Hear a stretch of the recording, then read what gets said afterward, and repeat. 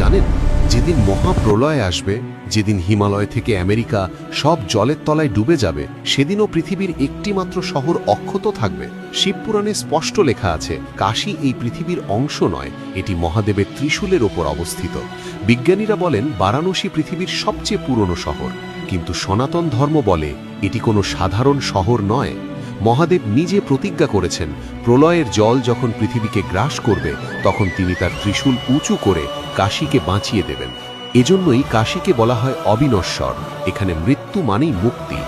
আধুনিক জিওগ্রাফি হয়তো বলবে কাশী মাটিতেই আছে, কিন্তু আধ্যাত্মিক জগৎ বলে কাশী আসলে একটি আলাদা ডাইমেনশন, যা মাটি থেকে ৩৩ ফুট উঁচুতে ভাসমান। শুধু বিশ্বাসী ভক্তরাই তা অনুভব করতে পারেন। আপনি কি মহাদেবের এই প্রতিজ্ঞায় বিশ্বাস করেন? যদি করেন তবে কমেন্টে লিখুন হর হর মহাদেব। আর সনাতন ধর্মের এমন অলৌকিক রহস্য জানতে সনাতন ভাইবস সাবস্ক্রাইব করুন। জয় বাবা বিশ্বনাথ।